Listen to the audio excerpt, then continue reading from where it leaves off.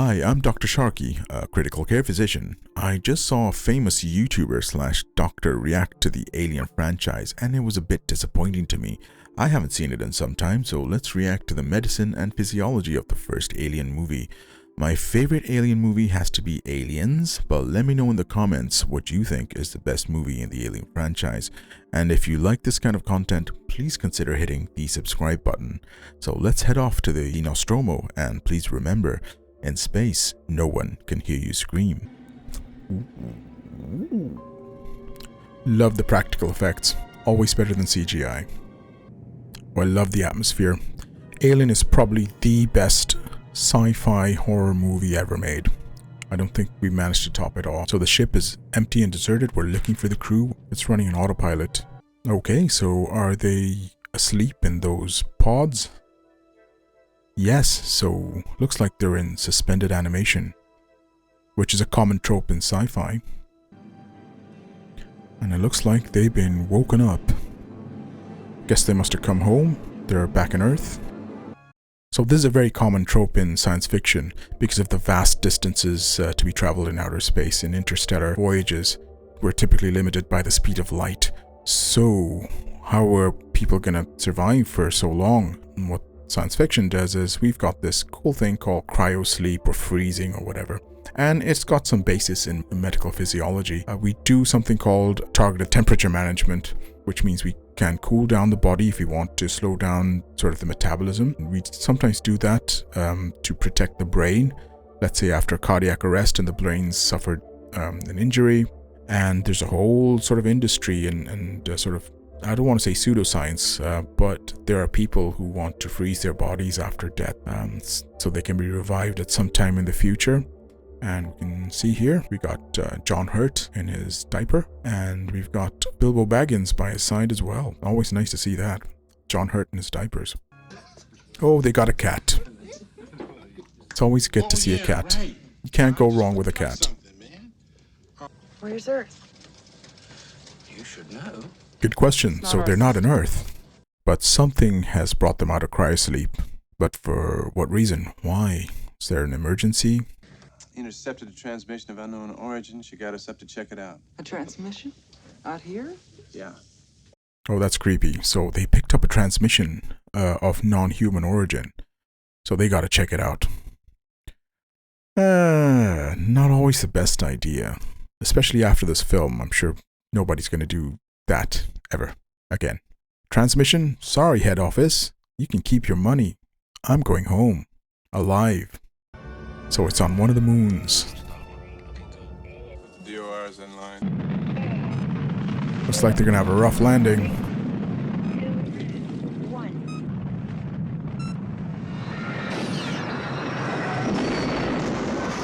Yow! Looks like it's really, really horrible weather outside. What could be out here sending a signal? Nothing good will come of this. Oh, the suspense. I love the atmosphere. This movie kept me awake for more than a week after watching it. And I used to sleep on my own. There it is. The Derelict. Dude, I would just turn back. Yes, we saw it. There's some big ass alien ship. Can we please go home and they can get somebody professional to come down and check it out? Come on, you guys. Very bizarre. Very bizarre and very freaking scary. That thing is huge. Look at those 3 small lights. Yeah, you know those openings? They look like something. You're right, they do. They were designed intentionally to look like what you think they look like. And we're in the interior of the ship, which is really cool. This one, it looks organic. It looks almost alive. Okay, so they're gonna lower Kane, into wherever that hole leads to. What the hell is this? It's a huge matte painting, John Hurt. No, well, it's not. It's the egg repository. Look at that. Look at the size of that thing. That is huge. What the hell could be down there, my friend, that you want to see? Just get the hell out of there. Go home. Ooh. What are those? You... Yep. And you want to go touch them. Come on, man. Oh, this really creeped me out when I was a kid. The water sort of dripping upwards. And there's something inside. Kane, Kane, Kane. You never learn. Oh my god. Now do you want to go home? Yuck. Stuff looks gross. So, fun fact.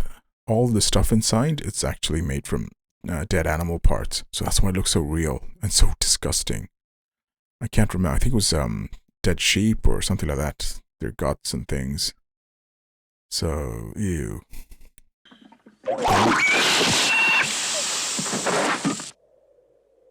Oh, nice jump scare and jump cut. Ah, never fails to get me. Silly Kane. They brought him back. Why did they bring him back? Right here. We're clean. Let us in. What happened to Kane? You're not clean. Attach yourself to him. We have to get... Oh, great. Bilbo Baggins.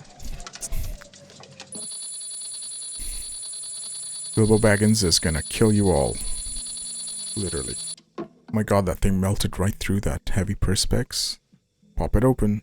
What do we got? Ooh, and here we go. One of the best creature effects seen to that time. Look at that. What is that? I do like Bilbo Baggins' medical unit. Look at that. The infirmary. Try and remove one of the digitals from his... You're gonna do what? finger. Yeah, digit.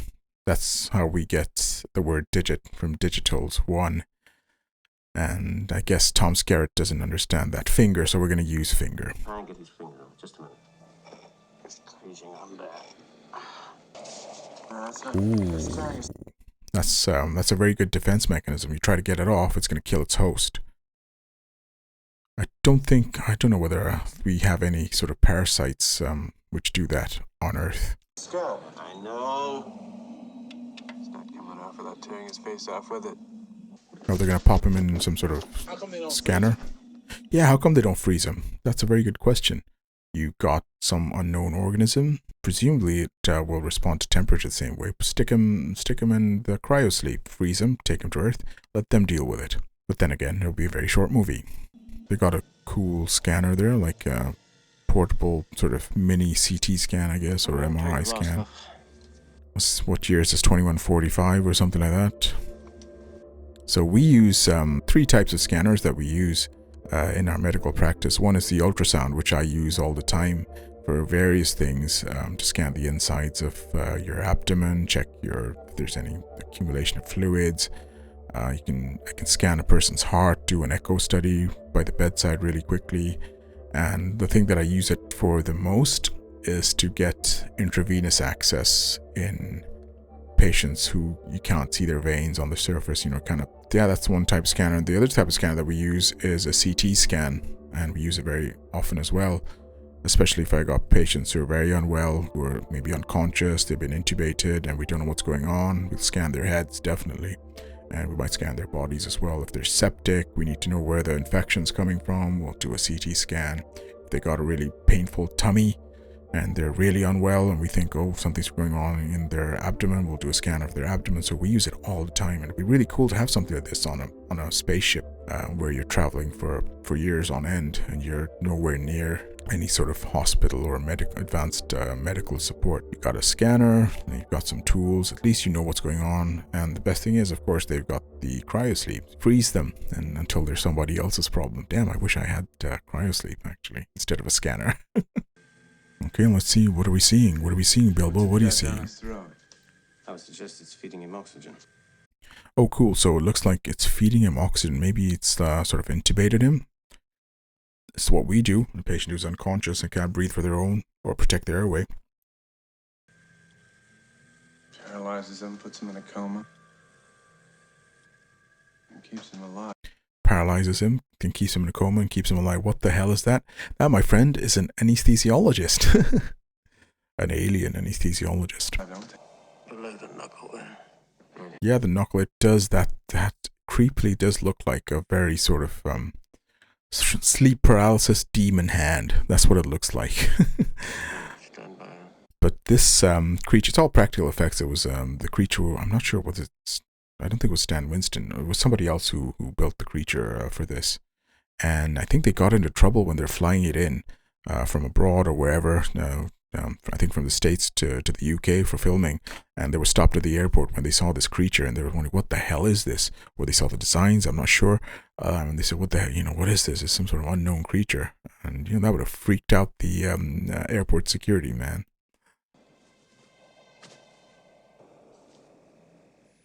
Okay, so what you're seeing is not... Oh, yeah, so that... Let's see what it does. So it's burning and cutting. Oh, it cut something out. So that's really cool. So that is... may look like some high-tech sci-fi sort of gadget, but it's actually looks exactly... Well, looks very similar to what we call a diathermy probe, which is something you use in surgery to both cut and burn at the same time. So it's... You can cut the tissue and it'll burn it at the same time, so it stops bleeding, and it uses electricity. So yeah, it's cool, even though it looks a bit different in this setting. It looks a bit more sci-fi, but yeah, as soon as I saw it, I said, oh yeah, it's got to be a diathermy probe. They're still using diathermy in the year 2145 or whenever, instead of some sort of fancy laser thingy. Ooh, acid. Ah! That is... Can eat through the hull. So it's described as a very strong molecular acid, but that's just technobabble. But it's got some basis in human physiology. I mean, we've got acid in us. It's in our stomachs. And we've got a natural barrier that helps protect the lining of the stomach. So maybe the alien is like that as well. It's got some sort of biobarrier that stops the acid from damaging its own tissues. But acid for blood, ooh, that's a really good... defense mechanism. You can't cut it open, it'll destroy your ship, it'll kill you. Nasty. Oh, great, it's popped off. Let's check it. What is... Don't they have like CCTV or cameras they can see where it pops off, or they're just gonna look for it? Come on, guys. It's 2145. Pretty sure that date is wrong. Let me know in the comments. Kane? Another jump scare. Oh yeah. You okay? What are they gonna do? Poke them with their little glow sticks? That's fine. Ooh. Probably not. It's a reflex action. A reflex action. Yeah, that's right.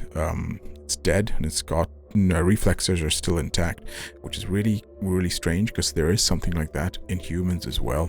And I've seen it lots of times, and it's kind of distressing. It's called the Lazarus effect. And every time we have a patient in the ICU and we, sort of losing them, and we call the family in, and I'm always afraid because this happens a couple of times, not very often. Even after the patient dies, their reflexes, their spinal reflexes are still intact. So if there is some sort of stimulation, they can respond. And the most common thing that they do is the dead body just raises its hands up like this. And it's hella creepy if you're not prepared for it. And sometimes I have to go in and counsel the family afterwards and tell them no. And they'll say, oh, he's alive, he's still alive. And I said, no, it's just a reflex. It's called the Lazarus effect, after obviously Lazarus, who was resurrected from the dead. But unfortunately, this is just a reflex action that's left over. Pretty creepy though. We've got to have a look at this. Oh, I'm sure Bilbo Baggins, filthy Bagginses, this guy is, he always struck me the wrong way. And again, this is really good creature effects. This is all sort of dead animal parts stuffed in there. And you can imagine at the airport, if somebody stopped you and you had this on them. What the hell is this? I guess nowadays everybody knows it's an alien. It's a face hugger. Yeah, sorry, that's what they're called. They're called face huggers. You see them in lots of other franchises as well.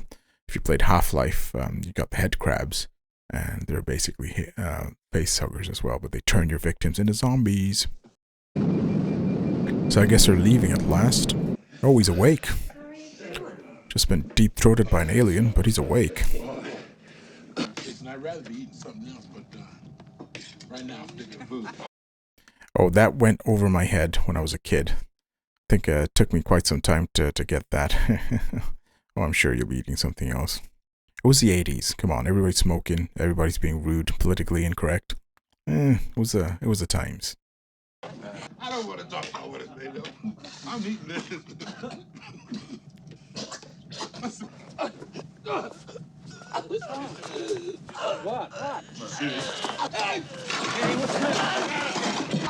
Get a spoon. Get a spoon. Why would they get a spoon? That's a good question. They think he's having a seizure, and it was the practice back in the day, especially in the 70s, 80s. The big fear was if you're having a fit, if you're having an epileptic seizure, is that you're gonna bite your tongue off. So they'd say stick something in his mouth, and it was usually the implement they use is a spoon. So that's what you're seeing here. They think he's got a seizure. Nowadays we wouldn't do that. We wouldn't stick a spoon down somebody's in somebody's mouth. No. The concern would be he'd lose his airway. If he'd vomit, he'd aspirate. So if somebody has a seizure, what you should do is turn them on their side, on their left side preferably. So if they do vomit, it doesn't go in their airway, and then call for help. But here they're going to try and stick a spoon in his mouth. Oh, really good acting though.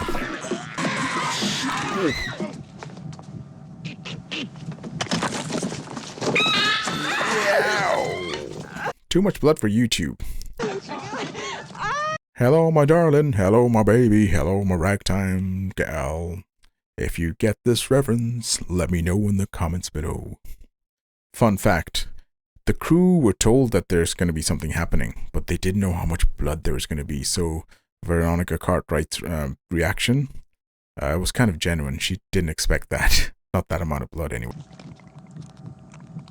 Oh, that thing is hella creepy. This. Maybe you should have just frozen him while you had the chance, guys. Filthy Bagginses! Now, if you notice, there's a running theme in Alien. It kind of dials into the designer of the creature design, H.R. Giger. And all of his designs are based around sexual assault, basically. And sexual assault of the male. And that's why Kane was violated through the mouth with that alien. So it's tapping into a very, very deep fear, especially in males, of being violated. The design of the ship, the design of the alien, as you'll see later on, it's all based on H.R. Giger's book, The Necronomicon 4, I believe, and it's described as being biomechanical. And you'll see the design of the alien as well. So it's tapping, the film itself will tap into very subconscious fear in most people. That's why it's so disturbing and so upsetting. Not just the blood and the gore. I mean, you can do blood and gore, but that's pretty cool. I know it's weird, but it's still cool. Just wondering one thing. So we know the facehugger will impregnate you through the mouth. I mean, what if Kane sort of walked backwards into one of those eggs? What do you think would have happened? What if it impregnated him from the other side? I know that sounds a bit immature, but I'm sure somebody would have thought of that. So they're essentially hunting for a very small creature. Jonesy? Jonesy's the cat. Hey, Jonesy. Oh no.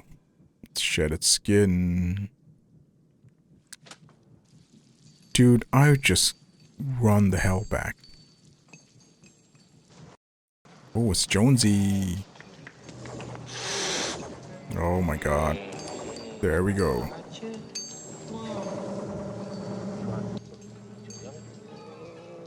Oh my god, buddy.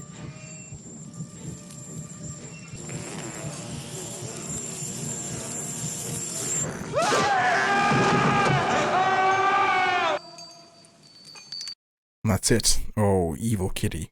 Guess we're gonna leave it at that. I don't think there's much point in covering the rest of the film. It's just relentless hunting down and killing.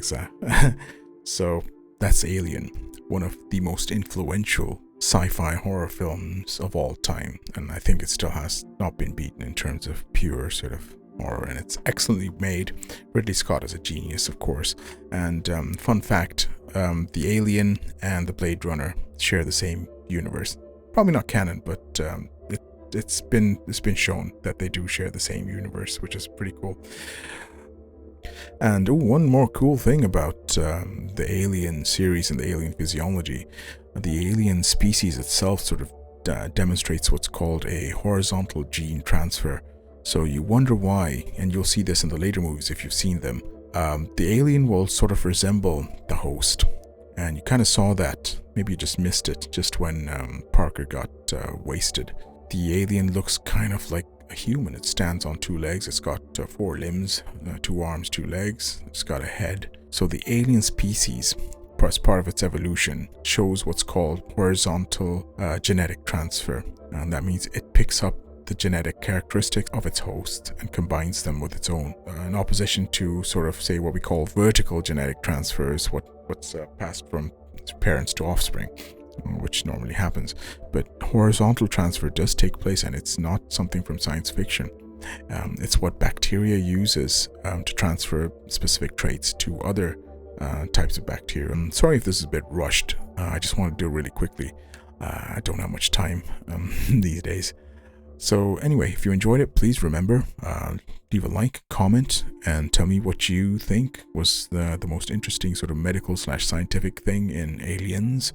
And if there's anything else you want me to react to, and if I get enough positive feedback from this video, I might do the Aliens, and we might see Bill Paxton and Michael Biehn and Sigourney Weaver get together and kick some alien ass.